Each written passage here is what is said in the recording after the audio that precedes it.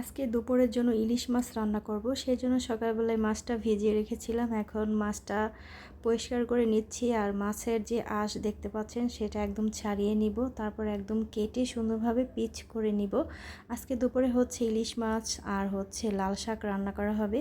তো দেখতেই পাচ্ছেন এখানে মাছটা কেটে নিয়েছি আর লাল শাকগুলো আগেই কেটে ফ্রিজে রেখে দিয়েছিলাম আর সাথে ডাঁটাও কেটে নিয়েছি আর এখানে আলু কাটতে হবে। সব কিছু এখন ধুয়ে পরিষ্কার করে নিব আর এখানে মাছও কেটে নিয়েছি, দেখতেই পাচ্ছেন।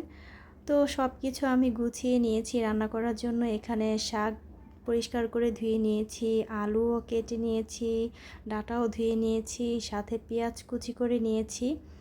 আর এখানে শাকগুলো ধুয়ে ঝরা দিয়ে রেখেছি আর অন্যদিকে চুলায় কড়াই বসিয়ে দিয়েছি। শাকটা আগে রান্না করে নিব। তো এখানে পেঁয়াজ আর হচ্ছে একটু রসুন কুচি দিয়ে দিয়েছি, তার মধ্যে এখন শাকটাও দিয়ে দিলাম।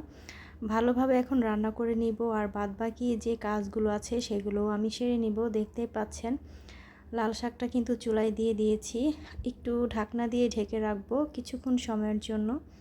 তো এই যে ফাইনালি কিন্তু শাকটা রান্না করা হয়ে যাচ্ছে আর একটু কিছুক্ষণ সময় রান্না করে নিলেই হয়ে যাবে। আর অন্যদিকে অন্য চুলায় আমি ভাতও বসিয়ে দিয়েছি, দেখতে পাচ্ছেন। আর রাইস কুকারে যেহেতু তরকারি রান্না করব সেই জন্য আমি ডাঁটার আলু রাইস কুকারে দিয়ে দিয়েছি, সাথে কিন্তু কাঁচামরিচও দিয়ে দিয়েছি।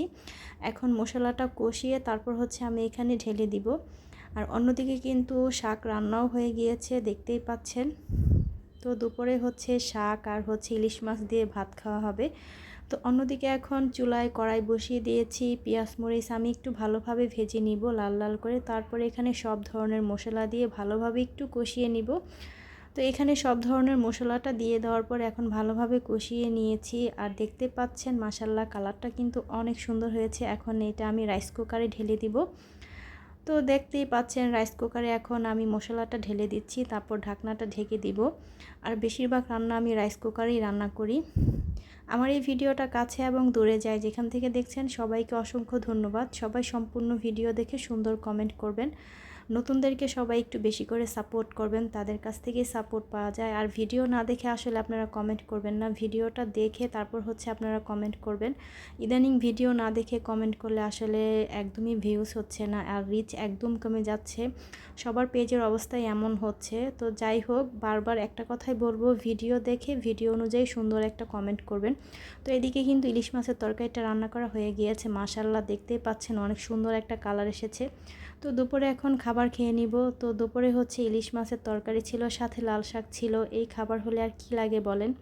আজকের এই ভিডিওটা আপনাদের কাছে কেমন লেগেছে অবশ্যই কিন্তু কমেন্ট করে জানাবেন। ভিডিওটা ভালো লাগলে অবশ্যই একটা লাইক দিবেন আর ভিডিওটা শেয়ার করে দিবেন। যারা প্রথম থেকে শেষ পর্যন্ত আমার ভিডিওটা দেখেছেন, আমার ভিডিওর সঙ্গে ছিলেন, সবাইকে অসংখ্য ধন্যবাদ। সবাই অনেক বেশি ভালো থাকবেন, সুস্থ থাকবেন। দেখা হবে নতুন কোনো এক ভিডিওতে। আজকের মতো ভিডিওটা এখানে শেষ করছি। আল্লাহ হাফেজ, আসসালামু আলাইকুম। সবাই অনেক বেশি ভালো থাকবেন।